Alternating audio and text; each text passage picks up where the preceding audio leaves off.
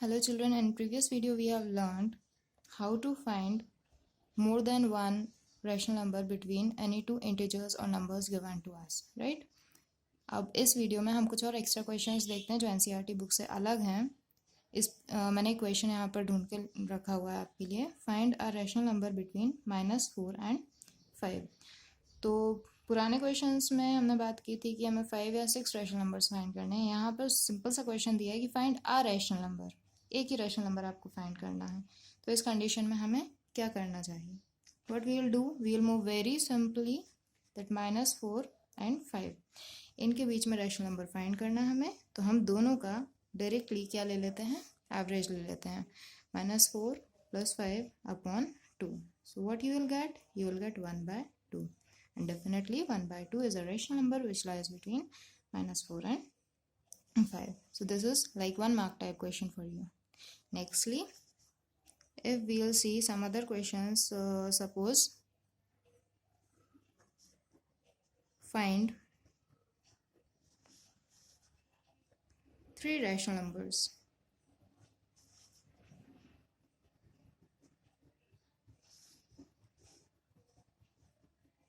between -2 and 5.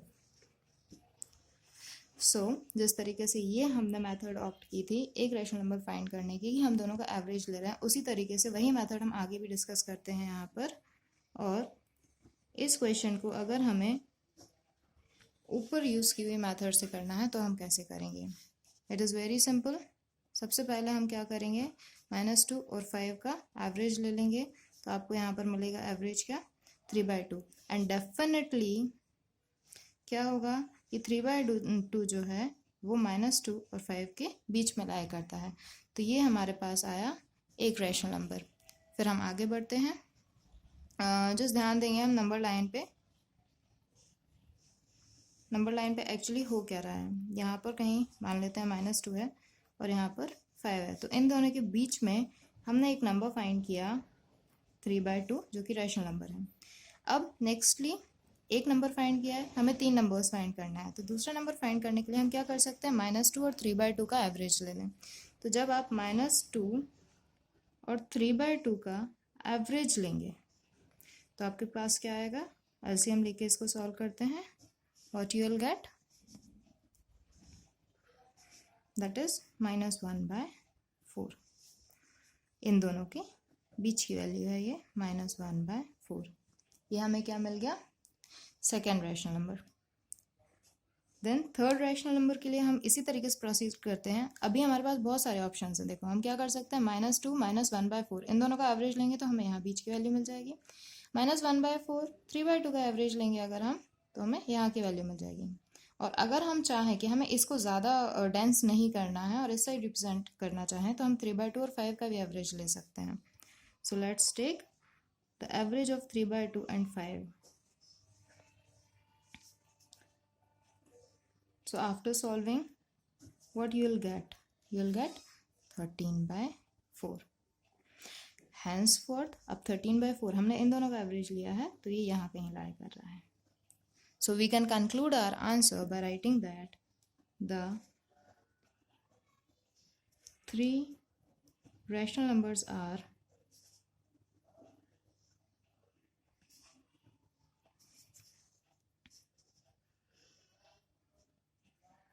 -1/4, 3/2 and 13/4. This is your required answer. Okay ये हमने एक टाइप के क्वेश्चंस देखे दूसरी मेथड से। दूसरी मेथड क्या थी, हम यहाँ पर एवरेज लेके सॉल्व कर रहे हैं। पुराने क्वेश्चंस में हमने एवरेज लेने की जगह जितने नंबर्स फाइंड करने हैं उसमें +1 कर दिया था। फॉर एग्जांपल यहाँ पर 3 है, 3 रैशनल नंबर्स फाइंड करने हैं तो हम क्या कर सकते थे, 3 दैट इज 3 + 1 करके 4, और 4 का ऊपर और नीचे मल्टीप्लाई करते दोनों में, और वहाँ से हम क्या निकाल सकते थे, रैशनल नंबर्स फाइंड कर सकते थे। तो वो एक मेथड थी और ये दूसरी मेथड है फाइंड करने की। Next question, so let's move forward towards the next question. Next question क्या है, insert 100 rational numbers between -3/13 and 9/13। अब 100 रैशनल नंबर्स के लिए अगर हम पुराने मेथड से चलते हैं तो हमें 100 + 1 दैट इज 101 का मल्टीप्लाई करना पड़ेगा यहाँ न्यूमरेटर और डिनोमिनेटर में। बट 101 का मल्टीप्लाई करेंगे तो कैलकुलेशंस मेरे ख्याल से थोड़े से क्या हो जाएंगे, डेंस हो जाएंगे। कैलकुलेशंस को कम करने के लिए हम यहाँ पर एक और मेथड ऑप्ट करते हैं। सिंपली हम क्या कर सकते हैं कि -3/13 में ऊपर और नीचे मल्टीप्लाई कर देते हैं 10 का, और मल्टीप्लाई करने के बाद देखते हैं कि हमारे जो नंबर्स हैं, जो रैशनल नंबर्स दिए हुए हैं, उनमें क्या चेंजेस आते हैं।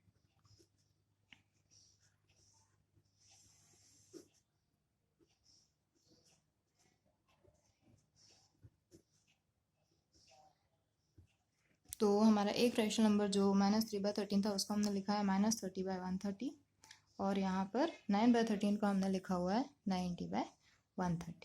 ओके, अब इनके बीच में कितने नंबर्स हैं? I guess more than 100 rational numbers they are there. So simply you can write here that we know that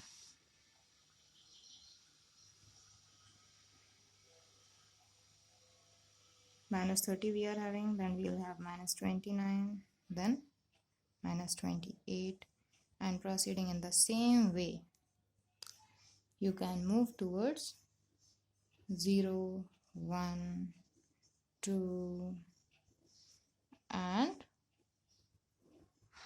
90, or else denominators क्योंकि सेम है दोनों का, तो हम इसको इस तरीके से भी लिख सकते हैं, क्योंकि हमें रैशनल नंबर्स किसके बीच में फाइंड करना है, -30/130 और 90/130। तो हम इन नंबर्स को इस तरीके से भी रिप्रेजेंट कर रहे हैं, यहाँ पर 0,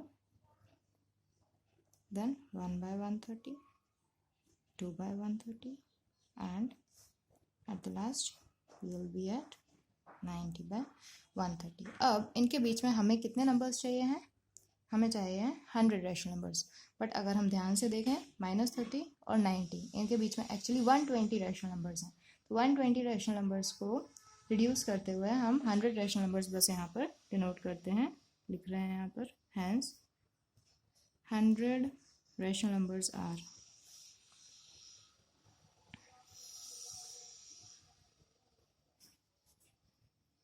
-20/29/130, -28/130, एंड मूविंग फॉरवर्ड 90, यहाँ पर 120 नंबर्स हो रहे थे, हम काउंटिंग 90 की जगह यहाँ पर लिख देते हैं 70 तक, so that you will represent or you will answer only 100 rational numbers and not 120 rational numbers. Now let's move forward to the next topic, that is decimal representation of numbers. किन्हीं भी numbers का decimal representation कैसे होता है? तो आपको तो पता ही है कि हम डायरेक्टली क्या करते हैं, न्यूमरेटर को डिनोमिनेटर से डिवाइड कर देते हैं अगर हमें उसको डेसिमल फॉर्म में रिप्रेजेंट करना है। तो यहाँ पर मैंने लिखा हुआ there are 3 types of decimal expansions of any of the number. एक होता है टर्मिनेटिंग डेसिमल एक्सपेंशन, मतलब जब हम डिवाइड करें न्यूमरेटर को डिनोमिनेटर से तो वो नंबर कैसा हो जाना चाहिए, टर्मिनेट हो जाना चाहिए। फॉर एग्जांपल 1/8 को अगर आप सॉल्व करते हो तो it will be terminated bye 0.125। Terminate हो जाना मतलब क्या, ख़त्म हो जाना, उसकी वैल्यू एक पॉइंट के बाद ख़त्म हो जाएगी। तो यहाँ पर 0.125 जो है वो 1/8 की वैल्यू है। इसी तरीके से दूसरा टाइप जो है वो क्या है, non terminating repeating decimal expansion. Non terminating and repeating, जैसे कि 1/3 को अगर हम सॉल्व करते हैं, डिवाइड करके देखना आप लोग, 0.33333 and continuously it will move on. ये कहीं पे भी क्या टर्मिनेट नहीं हो रहा है, और हमेशा 3 जो है वो क्या हो रहा है, रिपीट हो रहा है। और इसको लिखने का एक और तरीका है, वो क्या है, 0.3 बार। ये जो ऊपर मैंने एक लाइन लगाई हुई है इसको हम क्या पढ़ते हैं, बार पढ़ते हैं, तो 0.3 बार। इसी तरीके से हमारे पास और भी एग्जांपल्स मिल जाएंगे non terminating repeating decimal expansion के। तीसरा टाइप जो है वो क्या है, non terminating non repeating decimal expansion.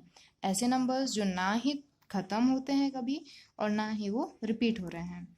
इसका एक एग्जाम्पल है √2। √2 एक इर्रेशनल नंबर है। इर्रेशनल नंबर क्यों आया बीच में, क्योंकि उसकी डेफिनेशन ही होती है वो नंबर्स जिनका डेसिमल एक्सपेंशन ना तो टर्मिनेट हो और ना ही रिपीट हो, उन्हें हम क्या बोलेंगे, इर्रेशनल नंबर्स बोलेंगे। तो ये क्या है, √2 थर्ड कैटेगरी में आ रहा है, non terminating and non repeating decimal expansions. तो बच्चों अब हम आगे बढ़ते हैं अपने नए टॉपिक के साथ। नया टॉपिक क्या है, इर्रेशनल नंबर्स। इर्रेशनल नंबर्स क्या होते हैं? रैशनल नंबर्स तो आपने पढ़ लिए कि पी बाई क्यू के फॉर्म में लिखा जा सके जिन नंबर्स को, जहाँ पर पी और क्यू क्या होंगे, इंटीजर्स होंगे, और क्यू जो है वो नॉट इक्वल्स टू 0 होगा। अब बारी आती है किसकी, इर्रेशनल नंबर्स की। तो इर्रेशनल नंबर्स कैसे नंबर्स होते हैं? A number is irrational number if it has non-terminating and non-repeating decimal representation। ऐसे नंबर्स जिनका डेसिमल रिप्रेजेंटेशन जो हो वो कैसा होना चाहिए, नॉन टर्मिनेटिंग होना चाहिए, नॉन रिपीटिंग होना चाहिए। फॉर एग्जांपल √2, √3, √5, और यहाँ पर एक मैंने नंबर लिखा हुआ है जहाँ जो किस तरीके से 0.10, 100, 1000 एंड सो ऑन। ये जो इसका फॉर्म है ये क्या हो रहा है, कंटिन्यू हो रहा है। तो ये सारे एग्जाम्पल्स किसके हैं, इर्रेशनल नंबर्स के हैं। Now let's move forward for exercise 1.2. Question number 1 says state whether the following statements are true or false. Justify your answer. Answer को जस्टिफाई करना बहुत ज़रूरी है, otherwise you will not get marks if the question is asked. So first question is every irrational number is a real number. What should be the answer? Real number मतलब क्या, वो numbers जो आप number line पे represent कर सकते हैं। तो अपना आंसर क्या होगा, ट्रू होगा। क्यों? क्योंकि इरेशनल नंबर्स को भी हम नंबर लाइन पे रिप्रेजेंट कर सकते हैं, और रियल नंबर्स में रेशनल और इरेशनल दोनों टाइप के नंबर्स जो हैं वो आते हैं। Next question, every point on the number line is of the form √m where m is a natural. अब ये क्वेश्चन को थोड़ा सा समझना पड़ेगा कि एवरी पॉइंट जो नंबर लाइन पे हम हर एक पॉइंट को दर्शा रहे हैं वो √m के फॉर्म का होना चाहिए, जहाँ पर m क्या है, एक नेचुरल नंबर है। I think so this is false. Why? Because it is not very necessary कि m जो है वो कैसा हो, नेचुरल नंबर हो। नेगेटिव इंटीजर्स जो हैं वो भी हम कहाँ पर रिप्रेजेंट कर सकते हैं, नंबर लाइन पर रिप्रेजेंट कर सकते हैं। So the answer to the second question is false, since negative integers cannot be expressed as the square root of any natural number. Then third, every real number is an irrational number. This is again false because real number include both rational and irrational numbers. So every real number cannot be a rational number. Now question number 2, are the square roots of all positive integers irrational? If not, give an example of the square root of a number that is a rational number. तो सारे square roots जो हैं positive integers के वो कैसे हैं, irrational हैं। So of course this is false, क्योंकि हमारे पास कुछ ऐसे numbers हैं जिनका square root जो है वो क्या है, rational है। For example √4, उसका आंसर क्या आएगा, √4 को हम सॉल्व करेंगे तो हमारे पास आएगा 2, जो क्या है, एक रैशनल नंबर है, ना कि इरेशनल नंबर। जनरली होता क्या है कि जो प्राइम नंबर्स होते हैं उनका स्क्वायर रूट जो है वो क्या होता है, इरेशनल आता है। Otherwise square root of perfect square numbers are always rational. Now let's proceed to question number 3, show how √5 can be represented on the number line. Dear children, इस इरेशनल नंबर का रिप्रेजेंटेशन करने के लिए हम Pythagoras theorem use करने वाले हैं। Pythagoras theorem क्या बोलता है, hypotenuse square is equals to perpendicular square plus base square. यहाँ पर हमने एक राइट एंगल ट्राइंगल लिया है ABC, जिसका राइट एंगल जो है वो हमने कहाँ बनाया हुआ है, एंगल B पर।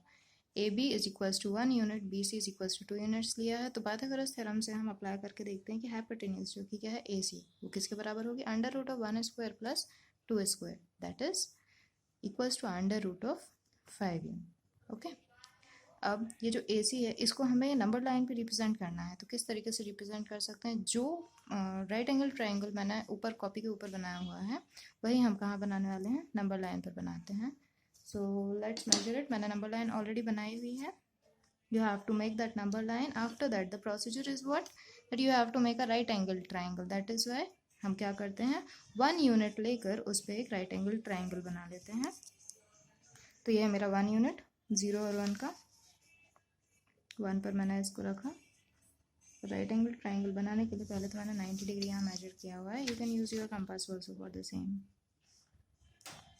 Then what you have to do, BC कितना है 2 सेंटीमीटर्स, तो 2 सेंटीमीटर्स के लिए, अब 2 सेंटीमीटर्स के लिए हम क्या करते हैं, यहाँ पर राउंडर पे मैं ले रही हूँ रेडियस कितने यूनिट्स की 2 सेंटीमीटर्स की, फिर 1 पर रखूँगी अपना राउंडर और आर्क कट करूँगी ताकि हमारे पास 2 सेंटीमीटर्स ये आर्क कट सके.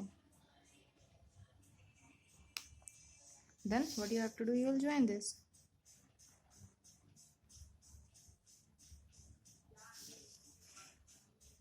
So this is your point A, this is point B, this is point C.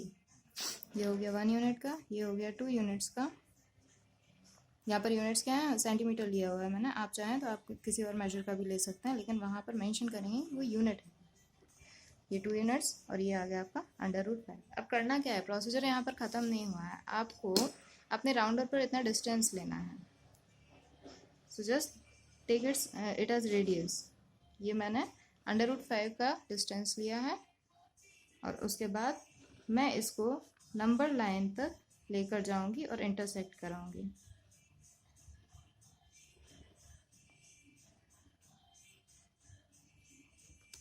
ये जो पॉइंट ऑफ इंटरसेक्शन मिला है आपको नंबर लाइन का और इस आर्क का जो हमने रेडियस लेके बनाई है AC, let this point be D. तो ये जो पॉइंट D है और AD is equals to √5. So this is your required answer, that AD is equals to √5 units, or here as I have taken centimeter, so you can write here centimeter as well.